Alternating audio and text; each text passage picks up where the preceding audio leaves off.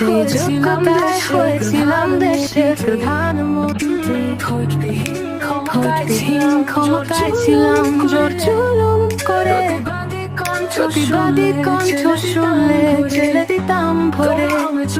তোমরা আমার চোর বলো, দুঃখ নেই তাতে, বাকি জীবনটা কাটবে সুখে চুরি ফাঁকা দিয়ে। আমি এখন বুড়া বয়স হলো 80, জানি তোমরা দেশে